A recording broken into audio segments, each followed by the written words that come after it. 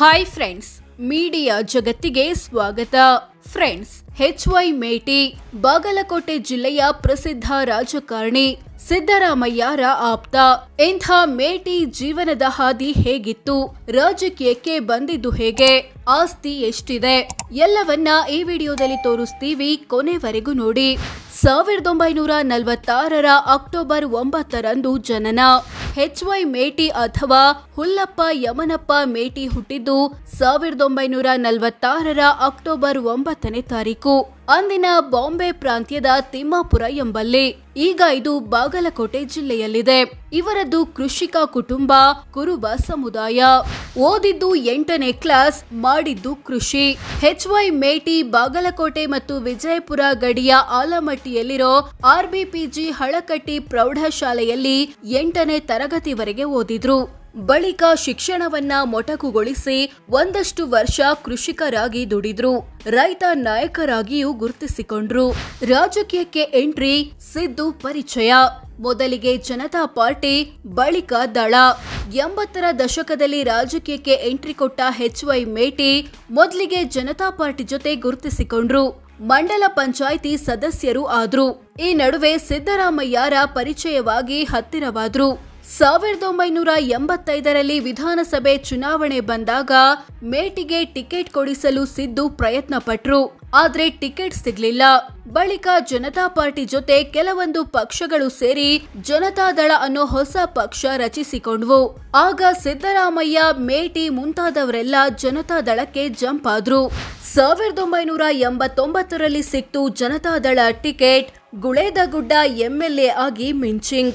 1989ರಲ್ಲಿ ವಿಧಾನಸಭೆ ಚುನಾವಣೆ ಬಂದಾಗ ಮೇಟಿಗೆ ಬಾಗಲಕೋಟೆ ಜಿಲ್ಲೆಯ ಗುಳೇದಗುಡ್ಡ ಕ್ಷೇತ್ರದ ಟಿಕೆಟ್ ಕೊಡ್ತು ಜನತಾದಳ. ಜಿದ್ದಾಜಿದ್ದಿನ ಕಾಳಗದಲ್ಲಿ 1932 ವೋಟ್ಗಳ ಅಂತರದಿಂದ ಜಯಭೇರಿ ಬಾರಿಸಿದ್ರು. ಮೊದಲ ಪ್ರಯತ್ನದಲ್ಲೇ MLA ಆಗಿ ವಿಧಾನಸಭೆ ಪ್ರವೇಶಿಸಿದ್ರು.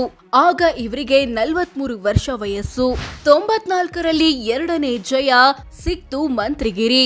ಬಳಿಕ ರಾಜೀನಾಮೆ, MP ಆಗಿ ಆಯ್ಕೆ.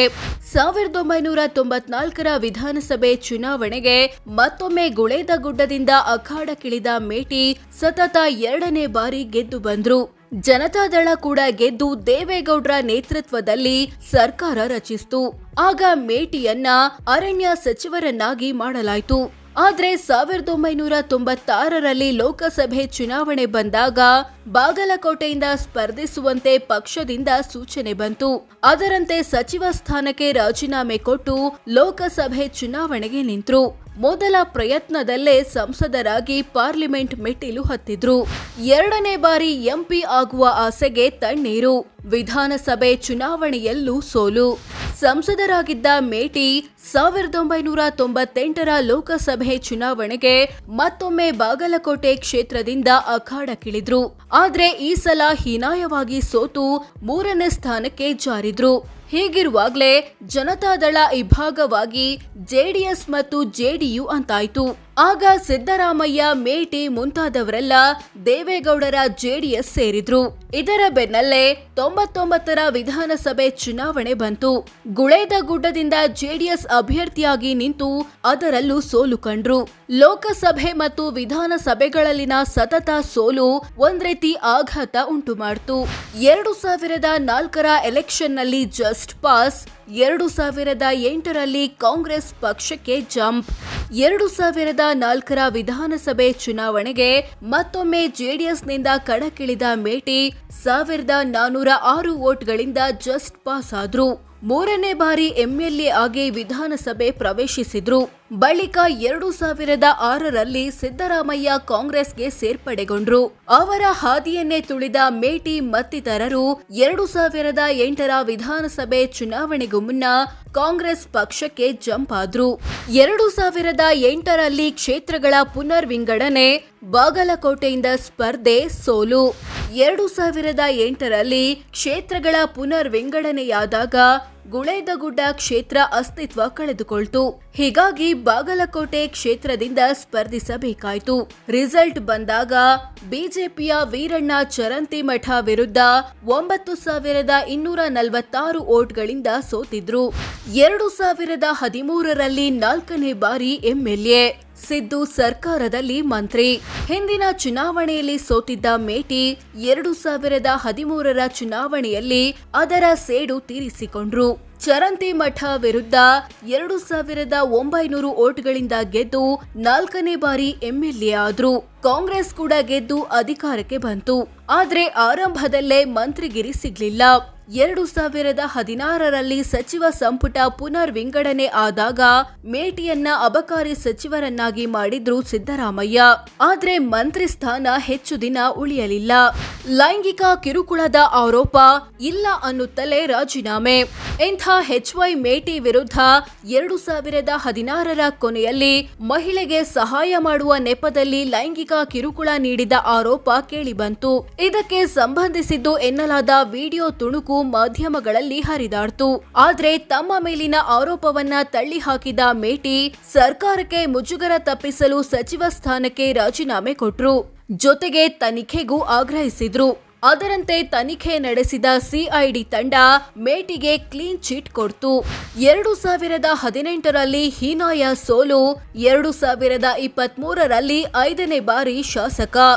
ಲೈಂಗಿಕ ಕಿರುಕುಳ ಆರೋಪದ ಎಫೆಕ್ಟೋ ಏನೋ ಗೊತ್ತಿಲ್ಲ. 2018ರ ವಿಧಾನಸಭೆ ಚುನಾವಣೆಯಲ್ಲಿ ದೊಡ್ಡ ಅಂತರದಿಂದ ಸೋತ್ರು ಮೇಟಿ.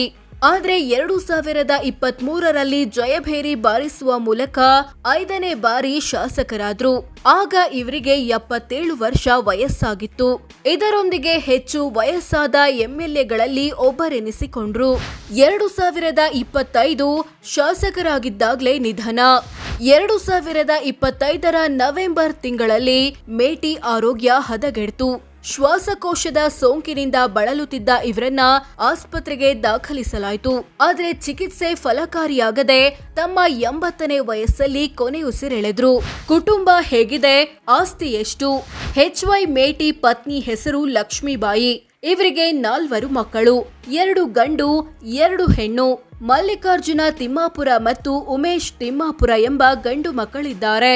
ಬಾಯಕ್ಕ ಎಂಬ ಮಗಳಿದ್ದಾಳೆ. ಇಂಥ ಮೇಟಿ ಮತ್ತು ಪತ್ನಿ ಬಳಿ 3.49 ಕೋಟಿ ಮೌಲ್ಯದ ಆಸ್ತಿಪಾಸ್ತಿ ಇರೋದಾಗಿ 2023ರಲ್ಲಿ ಘೋಷಿಸಿಕೊಳ್ಳಲಾಗಿತ್ತು. ಇದರಲ್ಲಿ 22 ಎಕರೆ ಕೃಷಿ ಜಮೀನು, ಬೆಂಗಳೂರಿನ ಸೈಟು ಮತ್ತು ಬಾಗಲಕೋಟೆ ಜಿಲ್ಲೆಯಲ್ಲಿನ 7 ಮನೆಗಳು ಸೇರಿವೆ. ಸೋ ಫ್ರೆಂಡ್ಸ್, ಇದಿಷ್ಟು 5 ಬಾರಿಯ ಶಾಸಕ, 2 ಬಾರಿಯ ಸಚಿವ, 1 ಬಾರಿಯ ಸಂಸದ, ಬಾಗಲಕೋಟೆ ಜಿಲ್ಲೆಯ ಪ್ರಸಿದ್ಧ ರಾಜಕಾರಣಿ HY ಮೇಟಿ ಜೀವನದ ಹಾದಿ ಹೇಗಿತ್ತು, ಕುಟುಂಬ ಹೇಗಿದೆ, ಆಸ್ತಿ ಎಷ್ಟು ಅನ್ನೋದು ಸೇರಿದಂತೆ ಹಲವು ವಿಚಾರಗಳನ್ನ ತಿಳಿಸಿಕೊಡೋ ಪ್ರಯತ್ನ. ಇವರ ಬಗ್ಗೆ ನಿಮ್ಮ ಅಭಿಪ್ರಾಯವೇನಾದ್ರೂ ಇದ್ರೆ ಕಾಮೆಂಟ್ ಮಾಡಿ ತಿಳಿಸಿ. ಧನ್ಯವಾದ.